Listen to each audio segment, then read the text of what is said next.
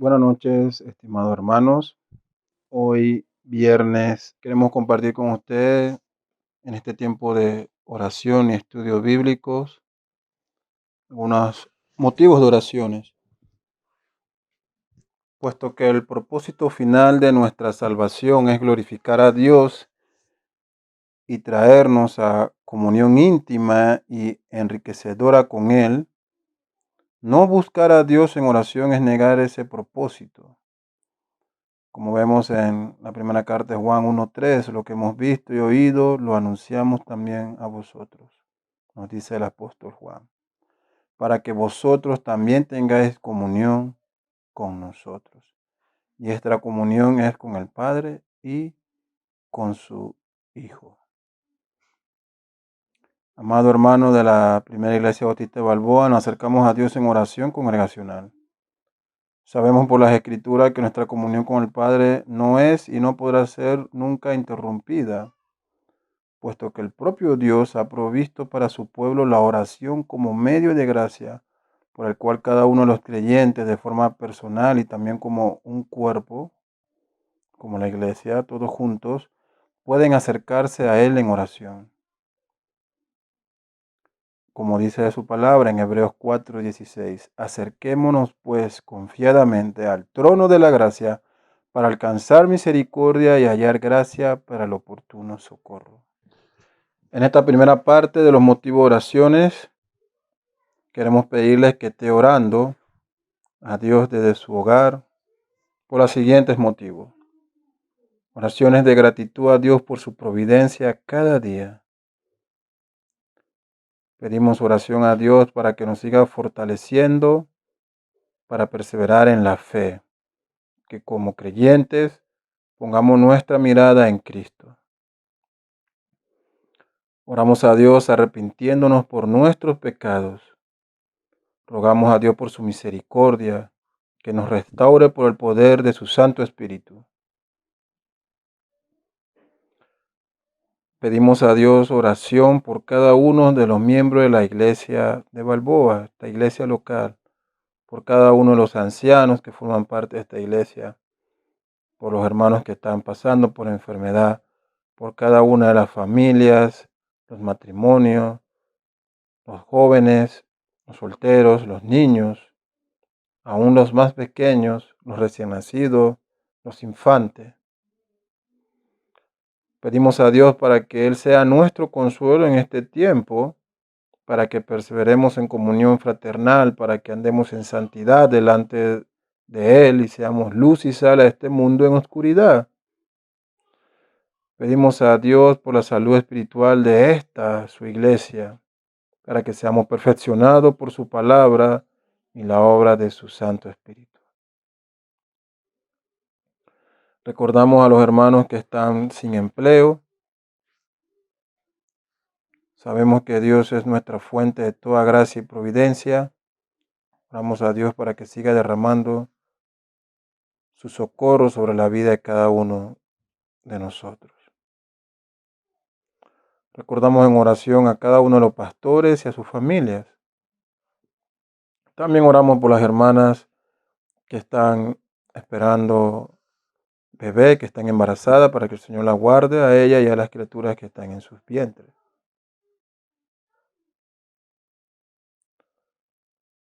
En esta segunda parte oramos también, como nos manda las Escrituras, a que pidamos a Dios por nuestras autoridades civiles. 1 Timoteo 2:2 nos dice que oremos por los reyes y por todos los que están en eminencia, para que vivamos quieta y reposadamente en toda piedad y honestidad. Por eso en esta noche pedimos a nuestro Padre, quien es el gobernante de todo, y pedimos a Él, a Dios, por las autoridades civiles de nuestro país que han sido puestas por Él, por el presidente y sus ministros, los diputados, magistrados, jueces y todo aquel que lleva un puesto de autoridad y responsabilidad en este país, para que ellos puedan en primer lugar arrepentirse de sus pecados si no han conocido a Dios y alcanzar salvación, según sea la soberana voluntad de Dios. Y también pedimos para que ellos puedan servir al pueblo con honestidad y sabiduría. Esta tercera parte de nuestro motivo de oraciones, oramos por todos los hombres, como nos manda las Escrituras en 1 Timoteo 2:1. Dice así la palabra de Dios: exhorto ante todo a que se hagan rogativas, oraciones, peticiones y acciones de gracia por todos los hombres. Por eso rogamos a Dios por aquellos que en este momento padecen a causa de la enfermedad, que en medio de esta situación ellos puedan ver su necesidad de un Salvador para sus vidas como una mayor prioridad que sanidad para sus cuerpos. También pedimos a Dios que en esta hora oscura en que vive el mundo, los hombres puedan hacer un alto y ver en todos estos acontecimientos que Él es Dios y que le deben a Él toda la gloria. También pedimos a Dios que destruya todo plan maligno del hombre que actúa con egoísmo y engaño contra sus prójimos.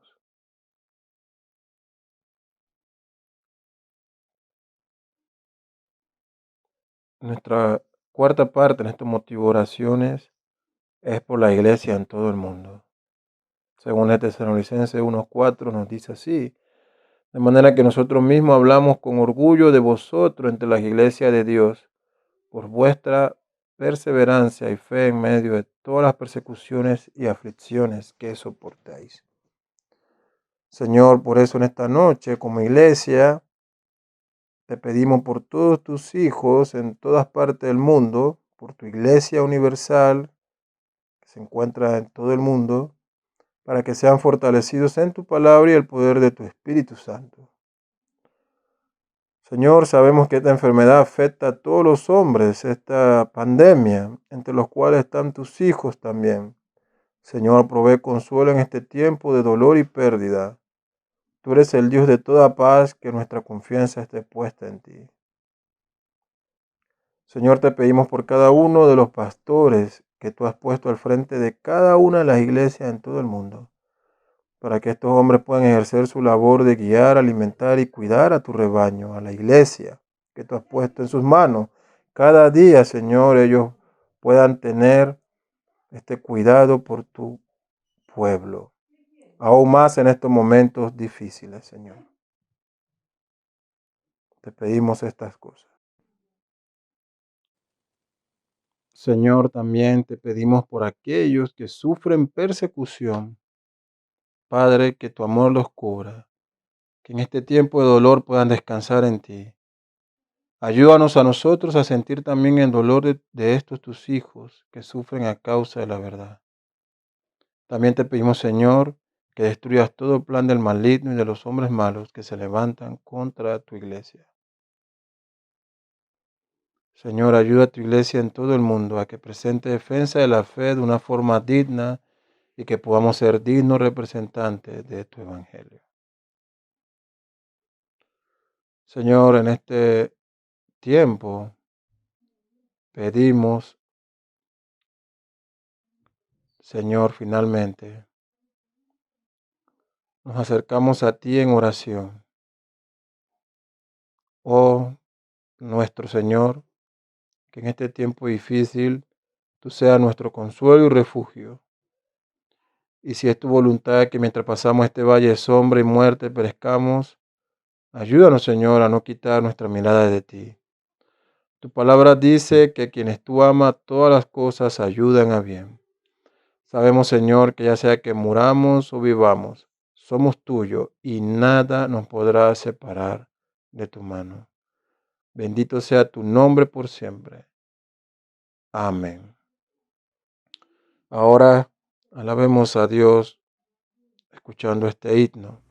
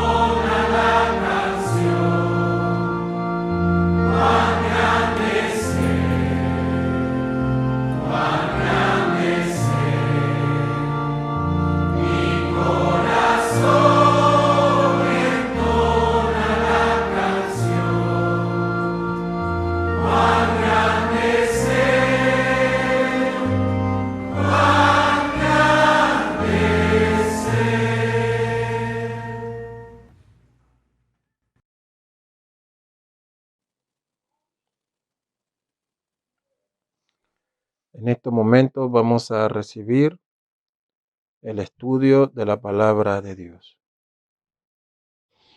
Buenas noches, hermanos. Saludos a todos en sus hogares desde la primera iglesia bautista de Balboa. Hoy es viernes 18 de septiembre del año 2020 y el calendario sigue avanzando, hermanos. Espero que hayan pasado o estén teniendo, mejor dicho, una muy buena semana. Ya mañana es sábado, el último día de la semana. Si Dios lo permite, pues un par de días estaremos en domingo, que es el día más esperado por la iglesia del Señor en toda parte del mundo, porque es el tiempo en que el Señor nos demanda que nos reunamos, que podamos ese día descansar, pero también es un día para la adoración y la alabanza del Señor.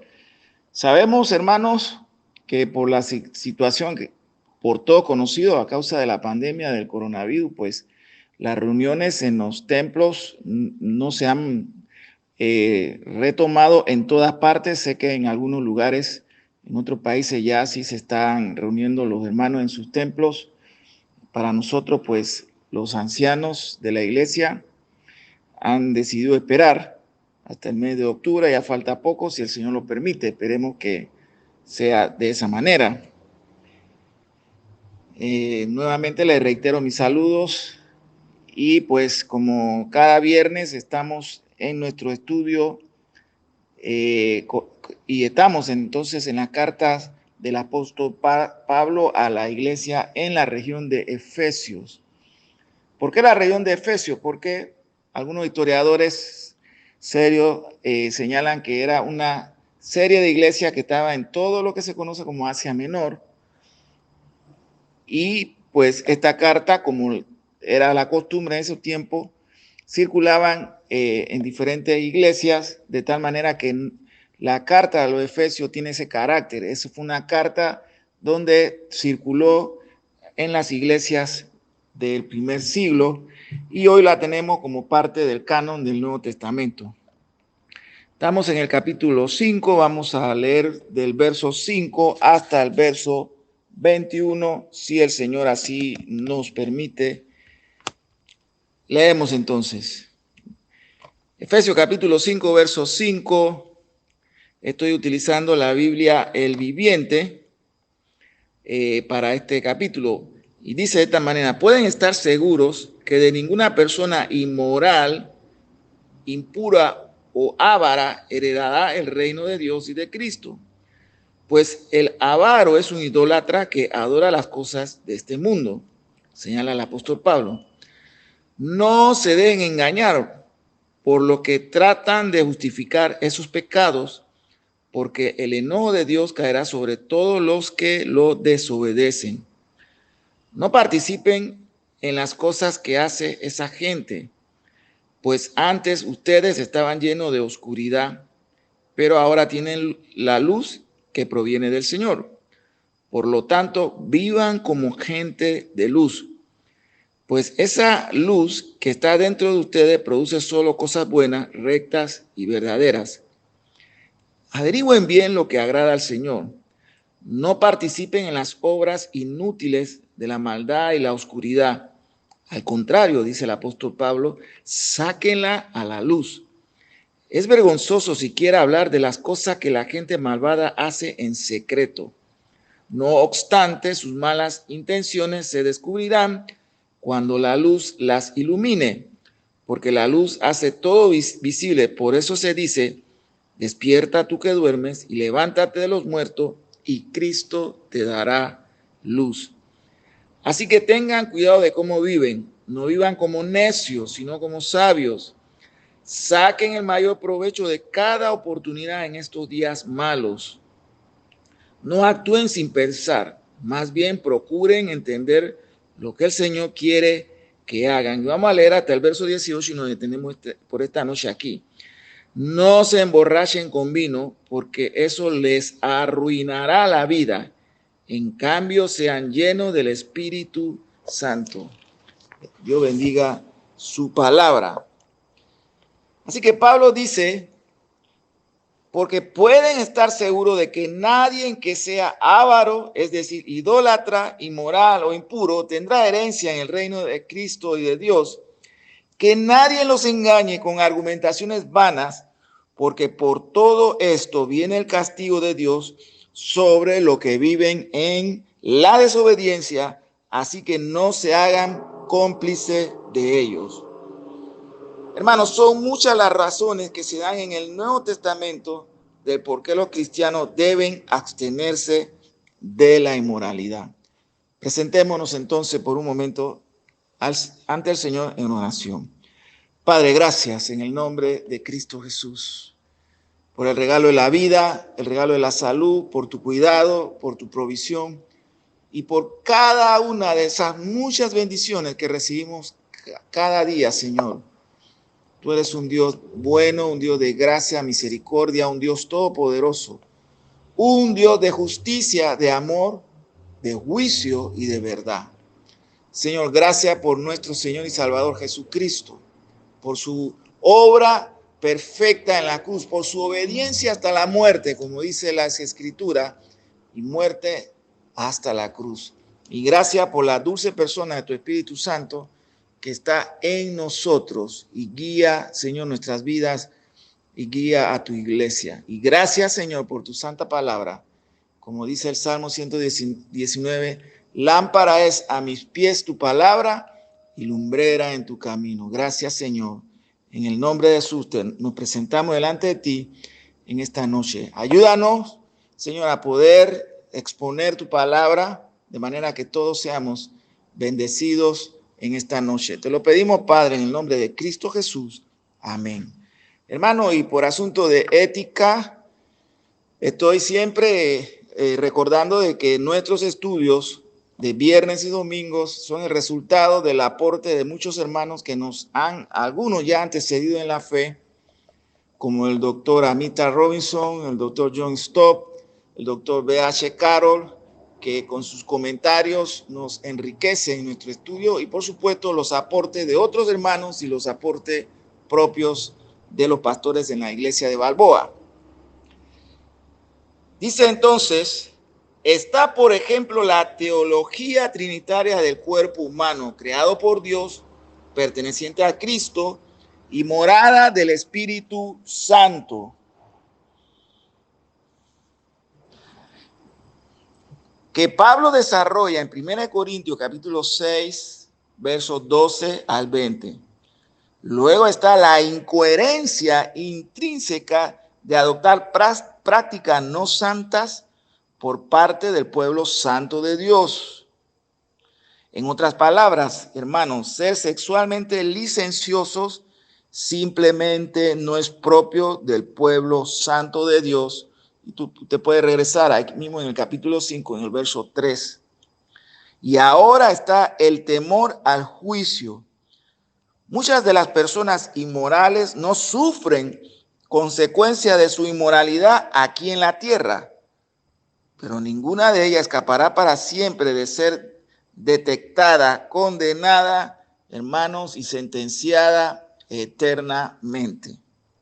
De eso todos los hombres podemos estar seguros. Nadie escapará del juicio y de las consecuencias de nuestras rebeliones, de nuestros actos, en el día en que nos presentemos todo delante del Señor. Podemos hacerlo ahora si de corazón sincero nos humillamos y nos arrepentimos y le pedimos a Dios en el nombre de Cristo el socorro oportuno. Y ahora está el temor al juicio. Claro que sí, porque pueden estar seguros, dice Pablo, o lo previene Pablo, ya que no queda duda al respecto que nadie que sea inmoral o impuro tendrá herencia en el reino de Cristo y de Dios. Notamos al pasar la notable unión entre Cristo y Dios en esta expresión.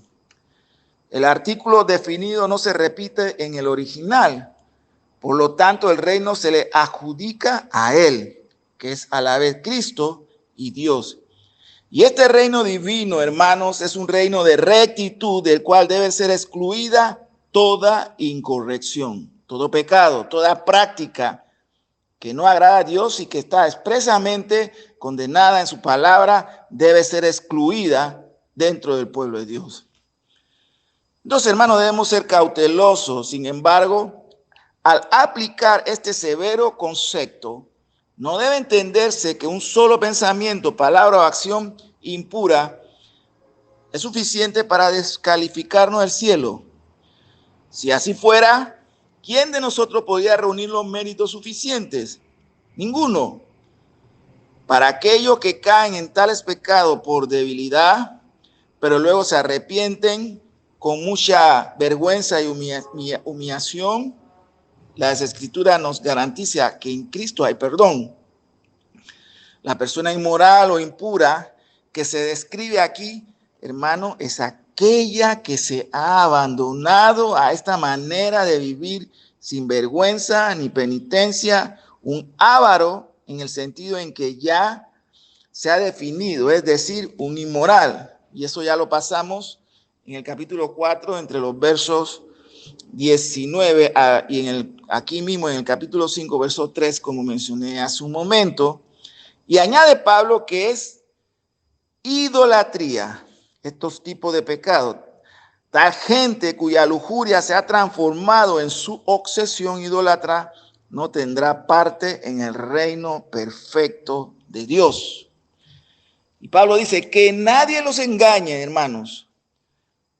Ya lo ha urgido a reconocer la verdad del juicio divino, porque él dice, pueden estar seguros. Ahora los previene contra las argumentaciones vanas de los falsos maestros que intentaban persuadirlo de lo contrario. En su época, los gnósticos argumentaban que los pecados corporales podían cometerse con impunidad y sin dañar el alma. En nuestra época hay muchos engañadores, hasta incluso dentro de la iglesia. Y esta época y esta generación, hermanos, de verdad que da terror ver el comportamiento no solamente del mundo, sino el comportamiento aún dentro de muchos que se llaman pueblo de Dios. Enseñan que Dios es demasiado bueno para condenar a todos y que todos llegarán finalmente al cielo sin tomar en cuenta su comportamiento en la tierra. Así que ellos viven en un completo libertinaje y sin temor. Pero sus palabras están vacías y sus enseñanzas engañosas. A esto le llamamos el universalismo, es decir, la salvación final para todos, sin consecuencia. Nadie irá al infierno, nadie será condenado. Están engañándose. Es una mentira. La verdad es que por esto, estas prácticas idólatras, lujuriosas, malas e inmorales, dice Pablo, viene el castigo de Dios sobre los que viven en la desobediencia. Literalmente, la última frase es en un hebraísmo, hijos de desobediencia, si lo encontramos así en la Reina Valera revisada, que ya aparecen, lo vimos en algún momento en el capítulo 2, verso 2, y que significa simplemente los desobedientes, aquellos que conocen la ley de Dios, aquellos que han escuchado el evangelio y los desobedecen voluntariamente. El castigo de Dios cae sobre ellos, comenzando ahora y culminando en el juicio final y en la condenación por toda la eternidad. Pablo insiste, así que no se hagan cómplices de ellos, hermanos. No celebremos el pecado de otros, sino que con temor y temblor exhortémoslos. Y si tenemos que reprenderlos, reprenderlos con un espíritu de mansedumbre, pero advirtiéndoles de las consecuencias que vendrán si no renuncian a su estilo de vida pecaminoso y se convierten de corazón sincero al Señor. Concluye Pablo, porque el reino de Dios es justo y el castigo de Dios caerá sobre los injustos. Pablo no está prohibiendo todo contacto o asociación con estas personas. Como ya lo hemos dicho en otra ocasión, si fuera así, No podríamos llevarle las buenas nuevas ni buscar la manera de apartarlos de los malos caminos. Estamos en el mundo, pero no formamos o no hacemos lo que el mundo hace. Y necesitaríamos salir del mundo, cosa que Cristo ha prohibido. La palabra griega sumentoi se refiere a la complicidad y no a la simple asociación o relación, como ya lo vimos la semana pasada. Porque si compartimos sus prácticas, como se le advirtió a Lot en Sodoma, corremos el riesgo de compartir su condenación. Entonces no sería difícil que un cristiano leyera rápidamente un párrafo como este sin detenerse a reflexionar, dando por sentado que se aplica a los no cristianos y no a nosotros. ¿Acaso no nos ha asegurado Pablo al comienzo de esta carta a los Efesios de nuestra herencia celestial, enseñándonos que el Espíritu Santo que está en nosotros es la garantía de Dios, nuestro anticipo y nuestra primera visión de ella, hasta adquirirla finalmente? Esas promesas son para nosotros. Y no ha orado para que sean abiertos nuestros ojos, para que la riqueza de su gloria, de su gloriosa herencia, que un día será nuestra. Si por cierto, Pablo ha hecho muchas oraciones por nosotros, por su iglesia. Al mismo tiempo también nos dirige esta advertencia acerca del peligro, hermano, de perder nuestra herencia en el reino de Dios. Él pregunta, ¿cómo podemos reconciliar ambas cosas? Solo recordando que la seguridad de la salvación no es un motivo de presunción ni excusa para caer en ninguna clase de pecado. Si cayéramos en una vida de codicia y moralidad, estaríamos brindando claras evidencias de que somos, después de todo, idólatras y no adoradores de Dios, desobedientes en lugar de obedientes, y por lo tanto herederos, no del cielo, sino del infierno, porque nuestros frutos, las evidencias de nuestras obras nos delatan que nuestro corazón no ha sido regenerado y que todavía somos hombres carnales, licenciosos, rebeldes, y levantamos el puño contra Dios, pero también que somos hipócritas porque nos volvemos religiosos, pero en verdad todavía seguimos practicando todas estas obras de las tinieblas. El apóstol no nos hace una advertencia solemne. Seremos sabios si la tomamos en cuenta. Pablo continúa dando una razón adicional para no comprometernos con la conducta mala de la gente inmoral. Ahora se basa no en el futuro, en el juicio venidero de Dios, que está próximo, pronto creo yo, sino en el pasado y en el presente. La diferencia entre lo que sus lectores eran antes y lo que son ahora. Todo el párrafo juega con el rico simbolismo de la oscuridad y la luz. La oscuridad representa ignorancia, error y maldad. La luz representa la verdad y la rectitud, que ya vimos en el capítulo 4, versos 17 y 18 en su momento. Ya ha pintado el entendimiento oscurecido de los paganos.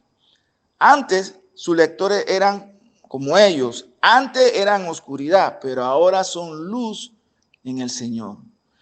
Antes, hermanos, aquí en Balboa, practicábamos las mismas obras que los hombres afuera, hombres y mujeres que viven en rebelión diaria contra Dios. Antes todos nosotros hacíamos lo mismo.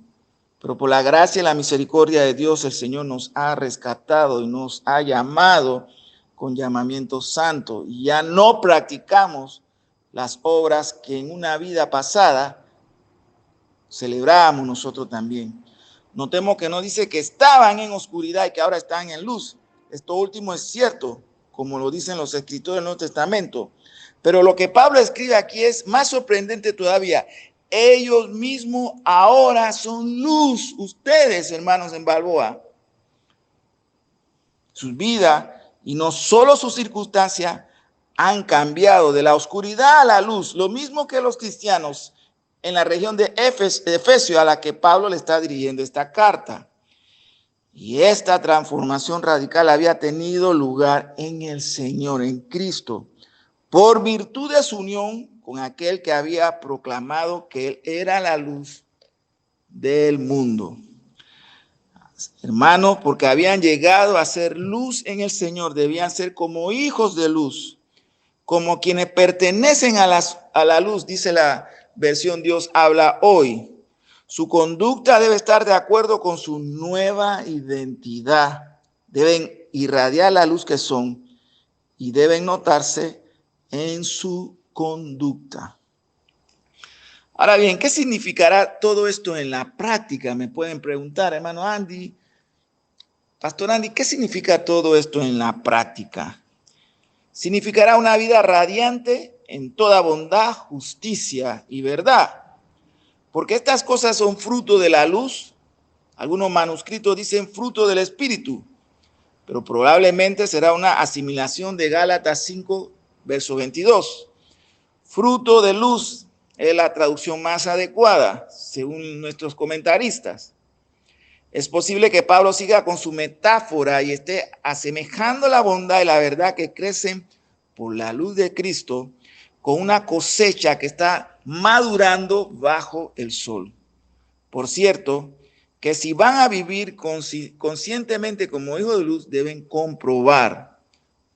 Doquimazo es comprobar, discernir y aprobar lo que agrada al Señor. La metáfora de la luz habla vívidamente de la transparencia y aperturas cristianas, de vivir gozosamente en la presencia de Cristo, sin nada que ocultar, amados hermanos, sin nada que temer.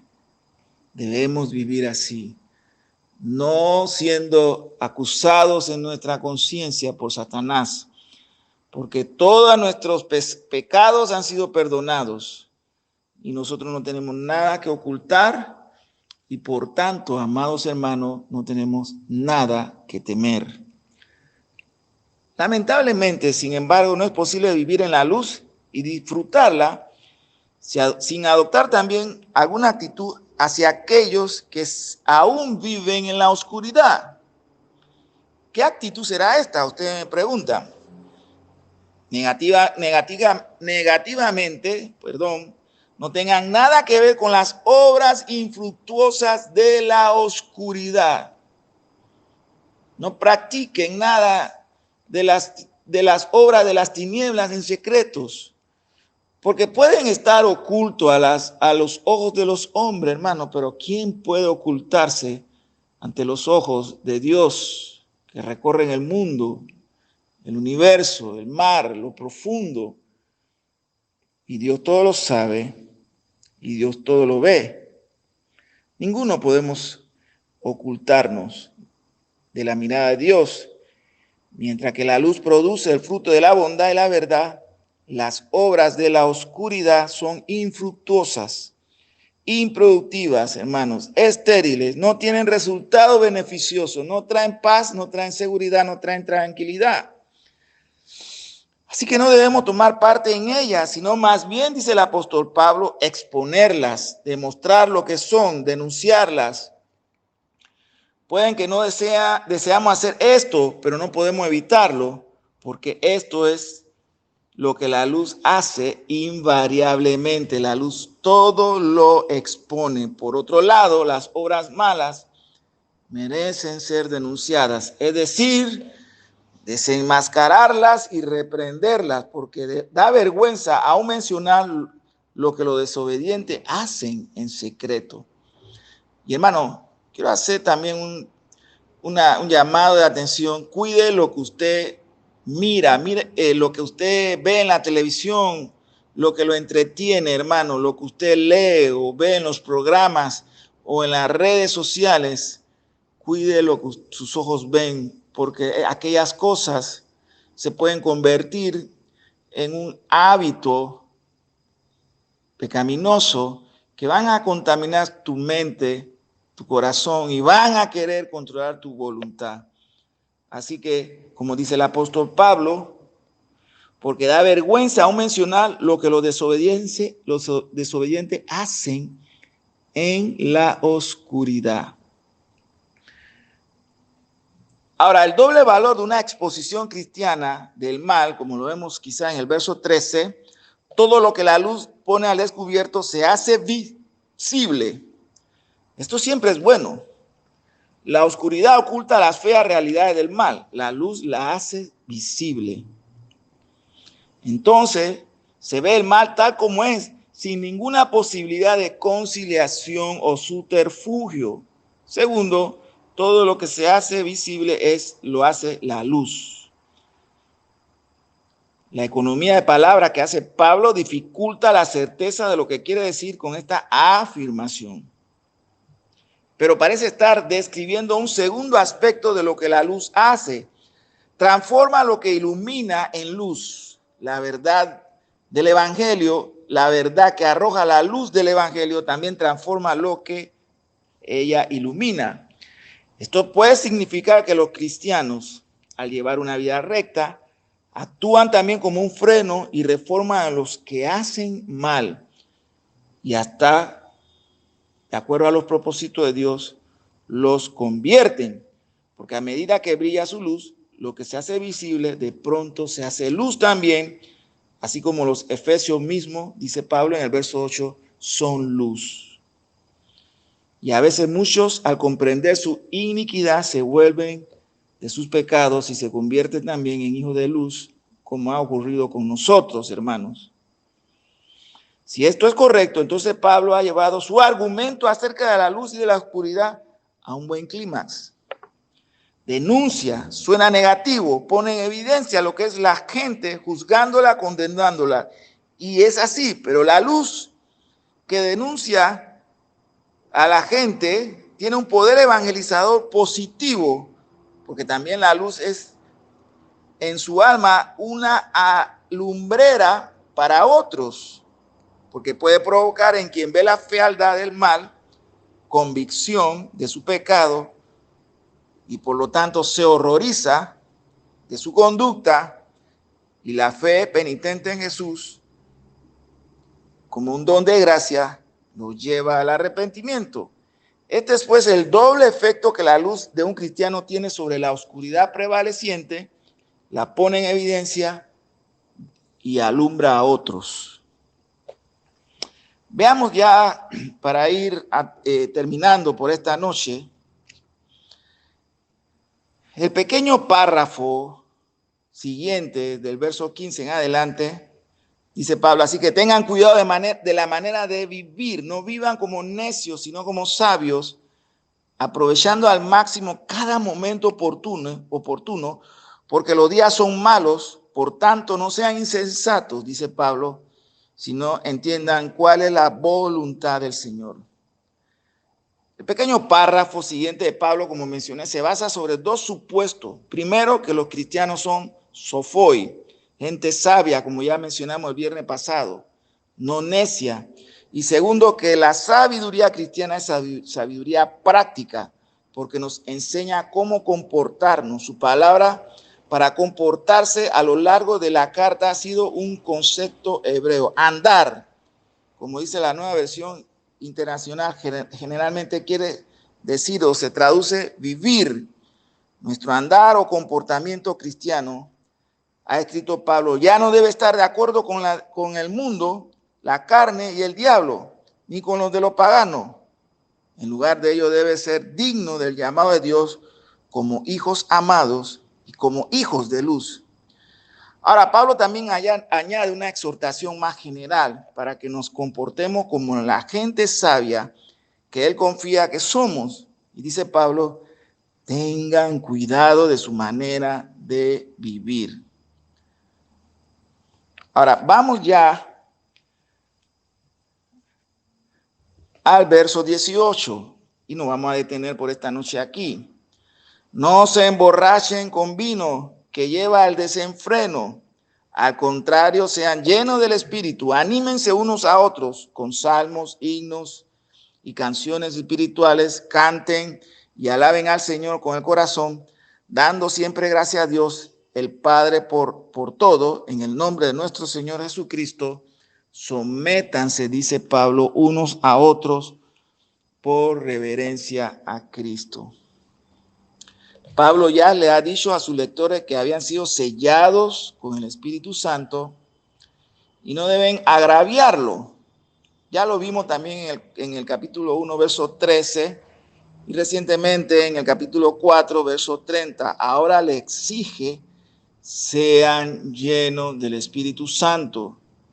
No hay secreto más grande para la santidad que estar lleno de aquel cuya naturaleza y hasta su nombre es santo. ¿De quién estamos hablando, hermanos, en Balboa? De la persona del Espíritu Santo.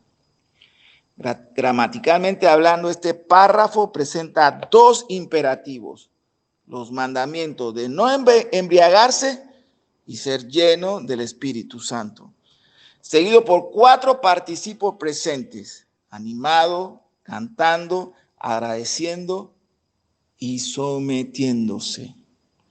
En cuanto a lo teológico, primero nos presenta nuestro deber cristiano: evitar la embriaguez y buscar la plenitud del Espíritu.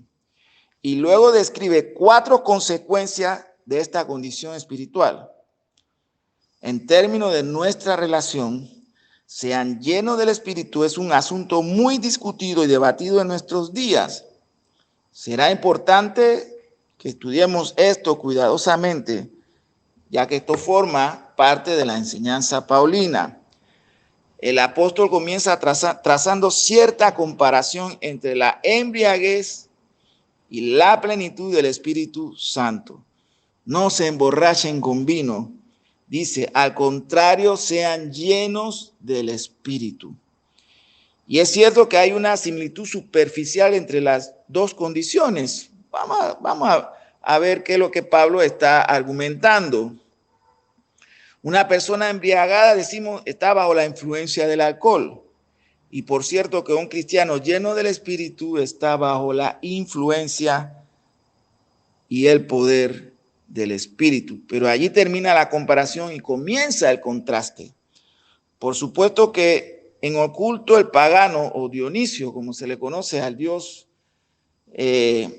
Baco del alcohol, la intoxicación era un medio de inspiración, pero es un error serio suponer que estar lleno con el Espíritu de Jesucristo es una clase de embriaguez. Por favor, no nos equivoquemos.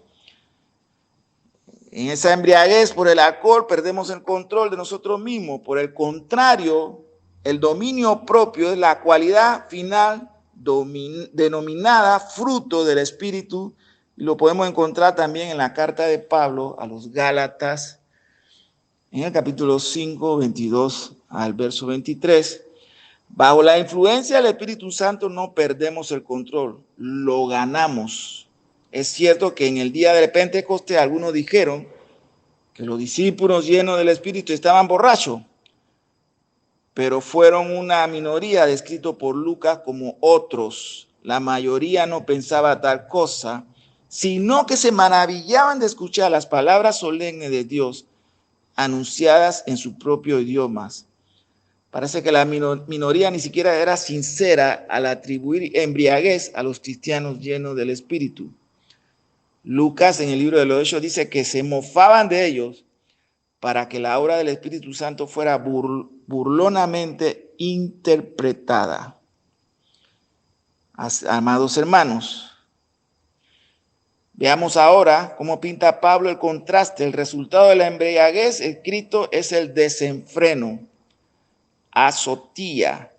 Los ebrios dan lugar a acciones irracionales, disolutas y descontroladas. Se comportan como animales y aún peor que ellos. Los resultados de estar lleno del Espíritu son totalmente diferentes, hermanos. Si el alcohol excesivo deshumaniza, transformando a un ser humano en una bestia, la plenitud del Espíritu Santo nos hace humanos porque nos hace como Cristo. El apóstol Pablo escribe entonces: sean llenos del Espíritu Santo. Y cuando somos llenos del Espíritu Santo, hermanos, en Balboa, también recibimos todos los beneficios de esa plenitud de andar en el Espíritu. Hemos llegado, hermanos, de esta manera a nuestro estudio en esta noche. Esperemos entonces que reflexionemos sobre lo que Pablo nos enseña en estos versículos del capítulo 5, sobre sometiéndonos unos a los otros, pero también andando como hijos de luz y no como el mundo. Hermanos, estamos viviendo en una época difícil. Para algunos cristianos la línea que nos separa se ha vuelto borrosa. Hay que remarcar esa línea para no traer prácticas del mundo en nuestra adoración a Dios, en nuestra liturgia, cuando estamos adorando al Señor como pueblo de Dios, pero tampoco en nuestra adoración personal o privada o familiar. Tenemos que ser íntegros, hermanos. Nuestra ética como cristianos no es solamente para ser expuesta públicamente, sino para ser expuesta en lo privado, en lo íntimo de nuestro hogar. Debemos ser hijos de luz siempre, en nuestra vida pública y en nuestra vida privada y familiar. No estamos divididos, no tenemos un corazón dividido, siempre lo digo. Tenemos que ser hijos de luz, donde estemos, y mostrar nuestra gratitud al Señor compartiendo con otros que están en oscuridad todo lo que Cristo ha hecho con nosotros y lo que significa el Evangelio para nuestra vida. Nos cambió y nos transformó. Amados hermanos, oremos. Padre Santo, en el nombre de Cristo Jesús, gracias, Señor, por tu palabra. Te rogamos, Señor, que nos ayude a vivir como hijos de luz, de tal manera que traigamos honra, gloria y alabanza a tu nombre. Te lo pedimos, Padre bueno, en el nombre de Jesús. Amén.